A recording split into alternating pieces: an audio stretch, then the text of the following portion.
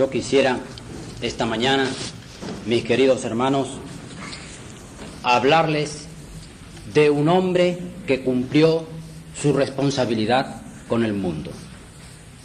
Quiero hablarles brevemente de Moisés.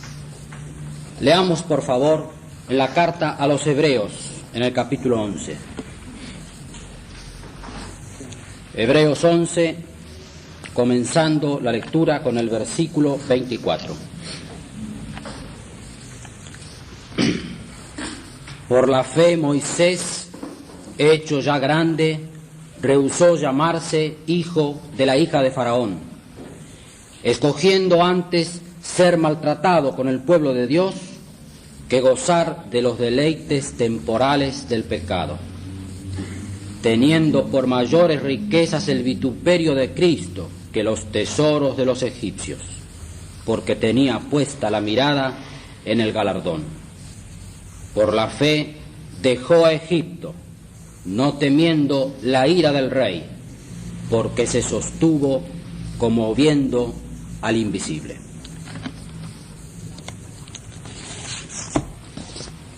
La vida de Moisés no puede ser resumida brevemente. Solo podemos anotar algunos pensamientos vinculados con lo que hemos leído. Moisés dejó un reino que se le ofrecía, porque el hecho de ser considerado hijo de la hija de Faraón le conducía seguramente a ocupar un lugar semejante al que en otra ocasión ocupó José en el mismo país. Es decir, tal vez uno de los principales, si no el principal, en Egipto. Moisés, dejó un reino. Con el tiempo, Dios le permitió conducir a su pueblo que él, Dios, iba a libertar, y además le permitió libertar al pueblo que tuvo grandes privilegios de Dios. Por lo menos dos deben ser destacados. Uno es que aquel pueblo era depositario de la revelación de Dios, y el otro era que de ese pueblo vendría al mundo Cristo según la carne. Así que dejó un reino y Dios le dio nada menos que lo que hemos visto. Abandonó tesoros en el mundo y recibió galardón de Dios. Despreció el temor del hombre, pero se sustentó con el poder de Dios. Estos son los hechos. Casi todos los que estamos aquí los conocemos muy bien. Sobre la base de estos hechos y de lo que la palabra de Dios enseña, quisiera sacar algunas reflexiones. Tengo 3 pensamientos que quiero dejar con ustedes esta mañana. La primera reflexión que se me ocurre es esto: la manera en que Moisés encaró el mundo solo pudo originarse en su gran discernimiento espiritual. La manera en que Moisés encaró al mundo solo pudo tener origen en su gran discernimiento espiritual. Entre la fe y la naturaleza humana a veces hay un grave conflicto. La naturaleza humana tiende a considerar las circunstancias providenciales que ocurren en la vida como oportunidades para hacer lo que nuestra inclinación quiere hacer. Moisés enfrentó esta realidad. Le fue ofrecido a él, que venía del pueblo hebreo, le fue ofrecido un alto cargo, y bien pudo haber pensado, como tal vez alguno de nosotros le pudo haber sugerido, si hubiera estado allí, que aquella era la providencia de Dios. Después de todo, en una situación semejante, José fue exaltado por Dios. Así que, en este caso, tenía necesidad de un gran discernimiento espiritual para saber en dónde estaba, para él, la voluntad de Dios. Pero la fe, en cambio, considera estas oportunidades de la providencia como ocasiones para el renunciamiento. Esto fue lo que él por lo menos hizo.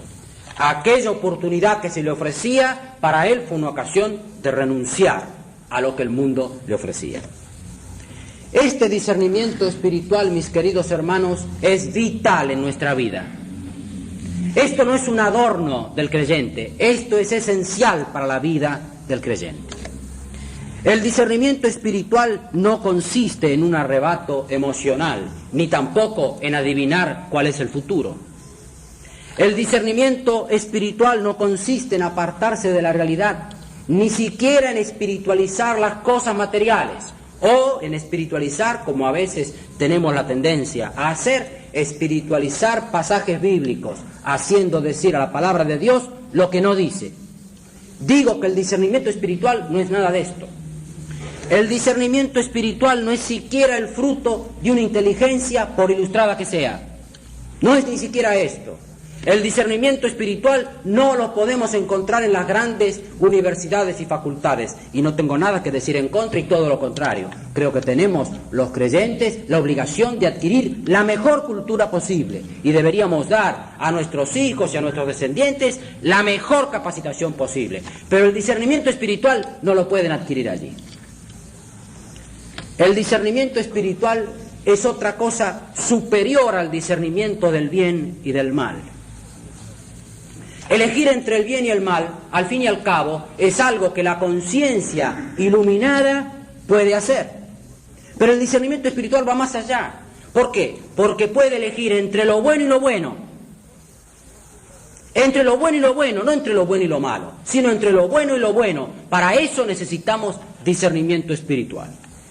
Lo que quiero entonces subrayar, mis queridos hermanos, esta mañana, este discernimiento espiritual es una dotación que Dios da.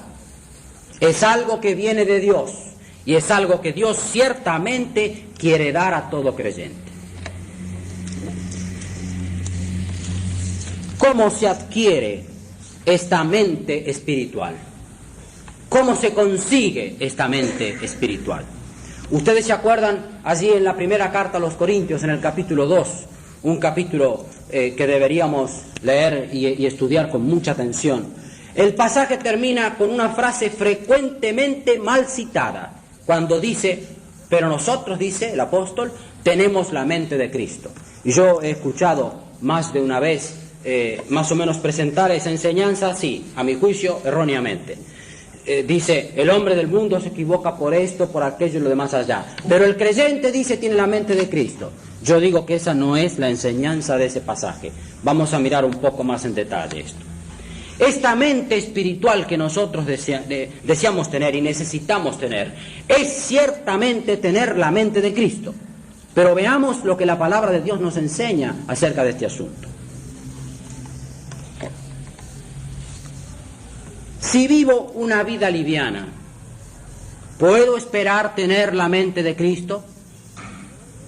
Si vivo una vida egoísta, ¿puedo esperar que Dios me dé discernimiento espiritual? ¿Moisés vivió una vida liviana y vivió una vida egoísta?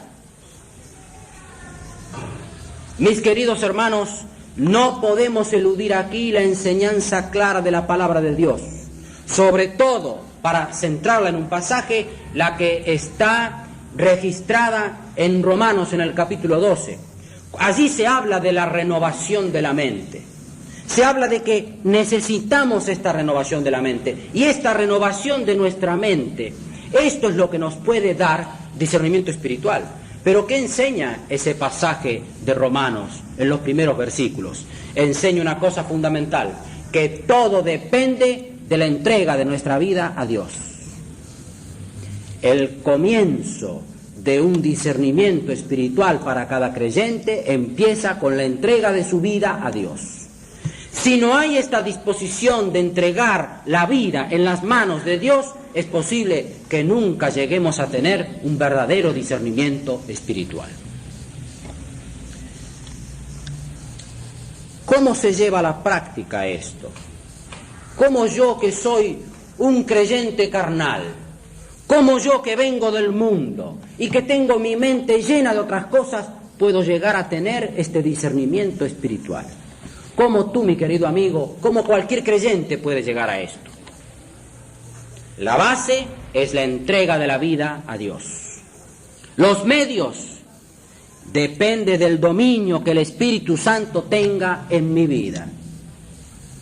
A veces nosotros consideramos a Dios como un ser pasivo, que está esperando allí como si estuviera dormido, que nosotros golpeemos a las puertas para que Él nos hable y para que actúe.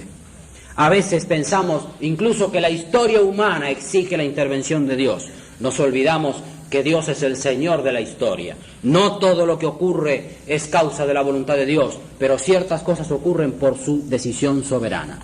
Aquí, mis queridos hermanos, tenemos que tener muy presente lo que hace la obra que puede hacer el Espíritu de Dios en la vida del creyente. Yo no soy templo de Dios solamente para tener a Dios escondido en mi corazón, de ninguna manera. Ni el Espíritu Santo está conforme si ocupa un pequeño lugar en nuestra vida. El discernimiento espiritual depende del lugar que nosotros demos al Espíritu de Dios en nuestro corazón. Depende de que sometamos a Dios todas las decisiones. Y en esto es donde muchas veces fracasamos. Yo tengo que reconocer haber fracasado reiteradamente en este punto. ¿Por qué?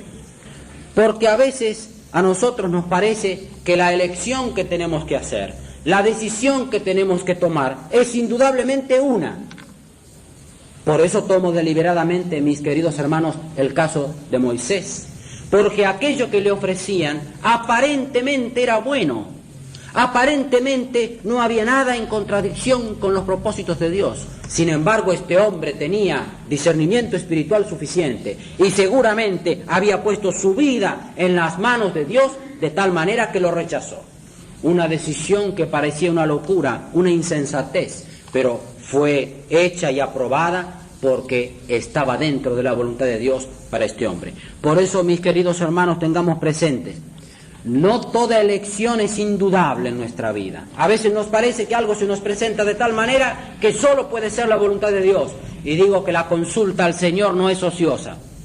Gastar tiempo en oración y en dependencia de Dios, aún en las cosas que nos parecen que ciertamente son su voluntad, no es en vano. Además, nuestras decisiones tienen que ser sometidas a Dios, porque no siempre nuestro propio criterio es suficiente. Uno puede tener 20 años de creyente y creer entonces que por esta experiencia que tiene, o porque consulta con otros que tienen mucha experiencia, entonces esto es suficiente. Digo, mis queridos hermanos, que el discernimiento espiritual viene por el reconocimiento de que nuestro propio criterio no es suficiente.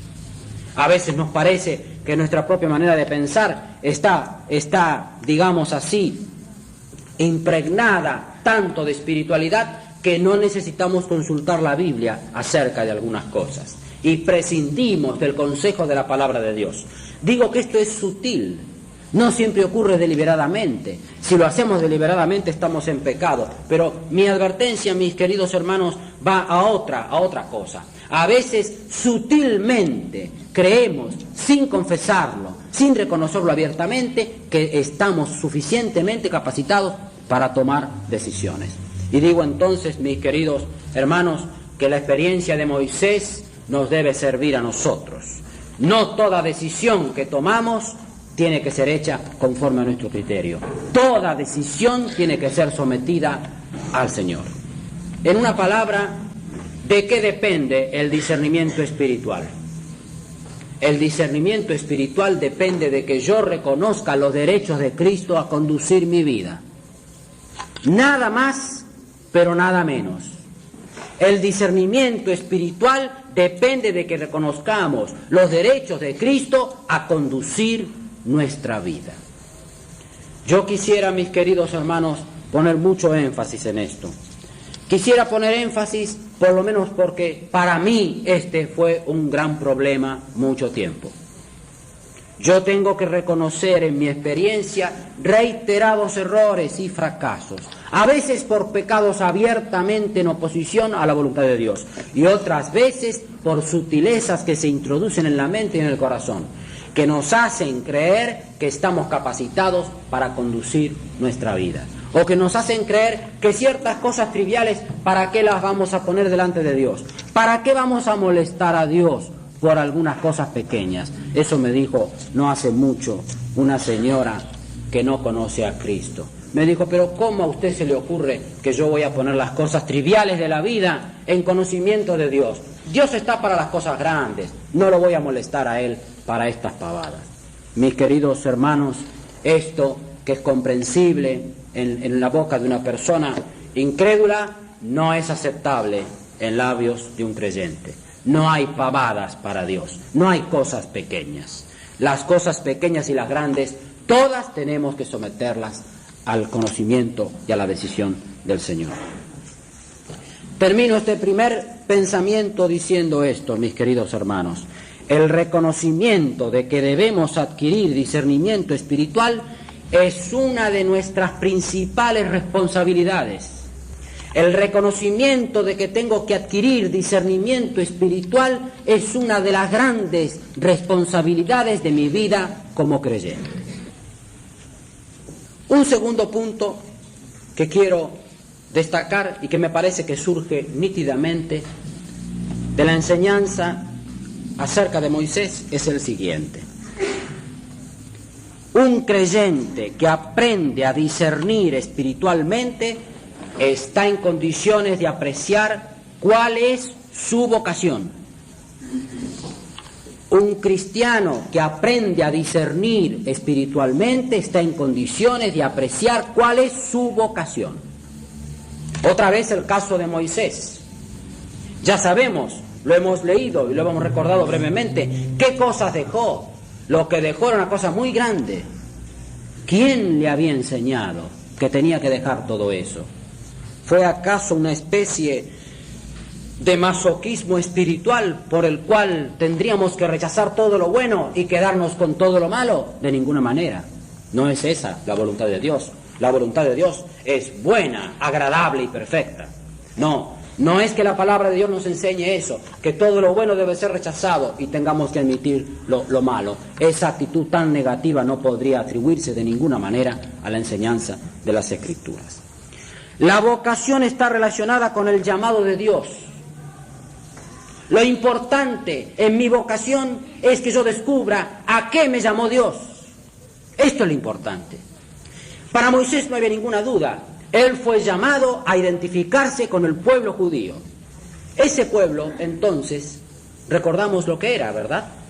Era una nación de esclavos. Era una nación de esclavos. Estaba sometido a una vida abyecta, totalmente oprimida. Con este pueblo, en esta humillación, Moisés se identificó. El creyente está llamado a identificarse con Cristo. El creyente está llamado a participar de lo que la palabra de Dios enseña como el vituperio de Cristo, el oprobio de Cristo. Yo sé que este tema, mis queridos hermanos, este asunto del vituperio de Cristo es un asunto demasiado alto. Yo apenas si llego a entender algo de lo que significa.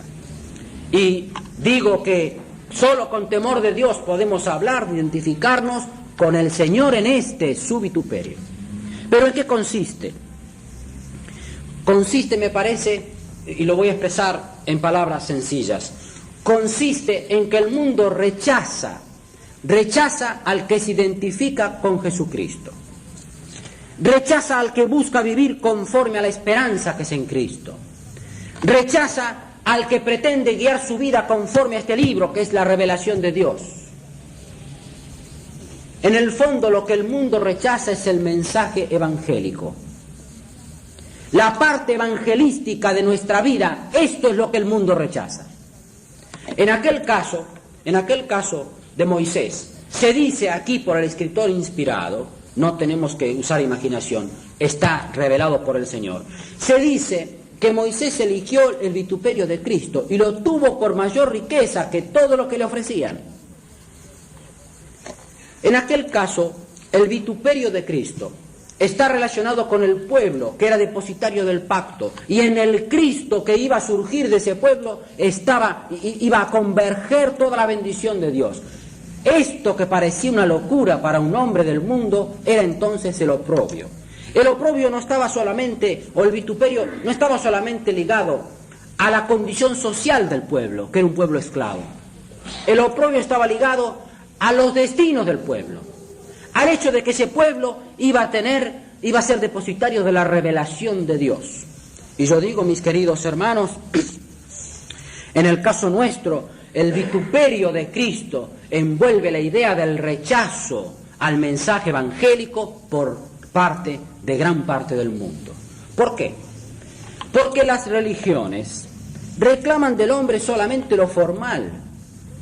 Las religiones, todas, inclusive la mayor parte de las que se llaman cristianas, ¿qué exigen del hombre? Exigen del hombre nada más que una aceptación formal.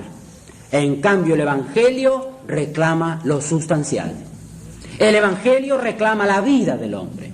Y yo creo, mis hermanos, sin pretender agotar este tema, que reconozco me supera ampliamente, yo creo que en esto tenemos que ver un elemento importantísimo de nuestro testimonio. No se trata de que yo voy a agredir al mundo, de ninguna manera. No se trata de que me voy a poner por encima del mundo. Se trata de que me voy a identificar con Cristo. Y cuando yo aprenda a testificar sinceramente, a identificarme con el pueblo de Dios, tengo que esperar el vituperio de Cristo. Claro, mis hermanos, el que quiera vivir una vida mediocre, si yo quiero vivir una vida cristiana mediocre, en ese caso es posible que me libre del vituperio de Cristo. Pero una vida mediocre ni satisface a Dios ni a los hombres. Una vida cristiana mediocre no alumbra a nadie, ni siquiera satisface al corazón del creyente. Digo entonces, mis queridos hermanos, que hay una especie de rechazo que el mundo hace por el hecho de que cuando ve un cristiano identificado con Jesucristo, se da cuenta de que su cristianismo formal es falso. Y yo creo que aquí reside parte del rechazo que el mundo hace de la vida de algunos creyentes. Muchos en el mundo que están enceguecidos por el pecado y dominados por el enemigo, muchos se satisfarían si muchos creyentes se metieran y se enlodaran en el pecado. ¿Sí? Yo creo que hay esta especie de morbosidad espiritual escondida en el corazón de muchos hombres. Nosotros somos parecidos a ellos, no somos ciertamente superiores.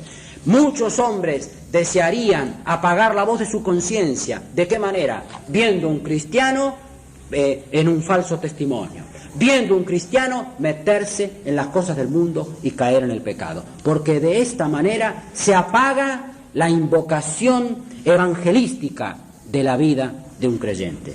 Sí, el testimonio que tenemos que dar como creyentes tiene que ver con el vituperio de Cristo. La vocación tiene que ver específicamente con el lugar que Cristo nos tiene asignado en su obra. La vocación cristiana, mi querido hermano, reside en que tienes que descubrir, tienes que buscar ardientemente, fervientemente, qué lugar tiene Cristo para ti en su obra. En la obra de Dios no hay holgazanes. En la obra de Dios no hay ociosos. En el pueblo de Dios no hay zánganos. Lo digo deliberadamente. Uso expresiones que vienen de la naturaleza. Sobre todo en la vida de las abejas. Sabemos que hay en las colmenas hay una gran parte de ese enorme ejército de animalitos que se llaman zánganos. No hacen nada. Solamente uno de ellos tiene una función reproductora hacia el final de su vida. Los demás son zánganos. La iglesia no es una colmena. En la iglesia no hay lugar para los zánganos. Pero lo más importante es esto. En la mente de Dios no está concebido un creyente ocioso. Entonces, mi querido hermano, digo con respecto a este segundo pensamiento de la vocación, una de mis grandes responsabilidades es buscar, conocer cuál es el llamado específico de Dios para mí. Esto es una de las grandes responsabilidades de un creyente. Una de tus grandes responsabilidades, mi querido hermano o hermana creyente que estás esta mañana aquí, Una de tus grandes responsabilidades es conocer cuál es el llamado específico de Dios para ti. Porque esto existe en la mente de Jesucristo, y gracias sean dadas a Él, existe en la mente de Jesucristo una vida más elevada que la que llevamos. Existe en el corazón de Dios una vida más elevada que la que yo llevo. Existe, sí, en las entrañas de misericordia de Jesucristo, una vida muy alta para cada creyente. No hay seres inferiores en la iglesia de Dios. Y digo que entonces esto es una de nuestras grandes responsabilidades. Termino con un tercer pensamiento. Un creyente que aprende a discernir espiritualmente se da cuenta de que solo puede cumplir su responsabilidad con el mundo si vive independientemente con respecto al mundo. Este es un pensamiento largo, pero lo voy a repetir. Si yo aprendo a discernir espiritualmente, me voy a dar cuenta de que tengo responsabilidades con el mundo, pero solo las puedo cumplir si soy independiente del mundo. Por lo menos tengo dos responsabilidades con respecto al mundo. Una responsabilidad es que tengo que encarar al mundo como es. Otra responsabilidad es que tengo que servir al mundo. No estoy aquí para odiar al mundo. Estoy aquí para servir al mundo y a los hombres que del mundo Dios va a llamar para su iglesia. Entonces, esto lo podemos ver sin duda en la vida de Moisés. Lo podemos ver porque él estaba destinado a muchas cosas, aparte de las que hemos visto. Estaba destinado a escribir estos 5 primeros capítulos, que son el Génesis, pero son el Génesis en el sentido del comienzo de la revelación de Dios, y donde en esos 5 libros podemos encontrar en figura casi todo el Evangelio, la ley de Dios, estas grandes revelaciones de Dios. Todo esto estaba en la vocación de Moisés. ¿Para qué? Para servir al mundo, Y sin embargo, ¿qué hizo él? Se apartó del mundo y vivió independientemente del mundo. Un caso semejante es aquel de Abraham. Ustedes recuerdan cuando uno de los reyes le quiso dar dinero y bienes, y le dijo: de ninguna manera, no sea cosa que digas, yo enriquecí a Abraham. Abraham tenía otro galardón y tenía otro que le iba a enriquecer, y no admitía recibir nada del mundo. Yo digo, mis queridos hermanos, que esto nos enfrenta entonces con nuestras 2 grandes responsabilidades frente al mundo. Uno, que tenemos que encarar cómo hemos de vivir en el mundo, y el otro, cómo hemos de servirle. Solo puedo servir al mundo si soy independiente de él. Solo puedo servir al mundo si no me comprometo con sus pecados y si no tomo un yugo con infieles. No voy a entrar en todos estos detalles, pero lo que sí vale la pena subrayar es esto. Tengo que aprender a convivir con los pecadores, lo cual no quiere decir que voy a convivir con el pecado. Esta es la gran exigencia de Dios con respecto a nuestra vida en el mundo. Es una de las condiciones. Hay un arte que el creyente puede conocer perfectamente, que consiste en convivir perfectamente con el mundo, pero no en convivir con el pecado. Entendemos la diferencia, ¿verdad? El cristiano está llamado a vivir en el mundo sin participar en las cosas del mundo, porque no es del mundo. Pero ¿y cómo se hace esto? ¿Cómo se hace esto? Solamente puede ser independiente del mundo el hombre que aprende a depender de Dios. Esa expresión que hemos leído allí, tan grande, de que Moisés se sostuvo como viendo al invisible, nos habla de 2 cosas. Nos habla de que Moisés aprendió en su vida la comunión con Dios, pero nos habla también de que aprendió otra cosa. Aprendió a recibir de Dios el sustento para su vida. ¿Comprendemos, hermanos? No hay otra manera de vivir en el mundo para servirle. No hay otra manera de cumplir nuestra responsabilidad con el mundo si no aprendemos esto sustancial, fundamental en nuestra vida. Tengo que aprender qué quiere decir para mí vivir en comunión con Dios, en comunión con sus propósitos, en comunión con sus deseos, en comunión con lo que Él quiere hacer en la iglesia, en la comunión práctica, verdadera, de todos los días, en que yo inclino mi corazón y busco adorar a Dios, busco conocer a Dios, busco además interpretar sus deseos. Y tengo que aprender a sustentarme de esto. Tengo que aprender que más allá de los sentidos está el mundo de Jesucristo. Y entonces con esto me parece que podemos redondear nuestro pensamiento. La única manera de vivir en el mundo como Dios quiere, la única manera de servir al mundo según es nuestra responsabilidad, es entrar de lleno en el mundo de Jesucristo. Me gusta expresarlo así. El mundo de Jesucristo es el reino de Dios, es todo aquel lugar donde Cristo es el Señor. Si me meto en ese mundo, si aprendo a vivir en ese mundo gobernado por la palabra de Él, en ese mundo guiado por el Espíritu de Dios, en ese mundo integrado por el pueblo de Dios, si aprendo a vivir en este mundo, podré cumplir mi gran responsabilidad de vivir en el mundo como Dios quiere que viva y de servirle.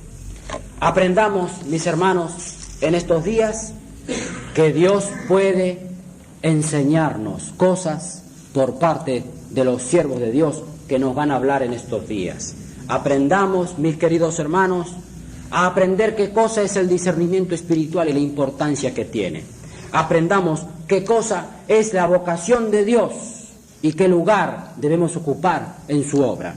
Y aprendamos de qué manera podemos vivir en el mundo de una manera que sea digna de la vocación con que hemos sido llamados y que nos permita cumplir nuestra gran responsabilidad de servir al mundo llevándole el Evangelio de Jesucristo.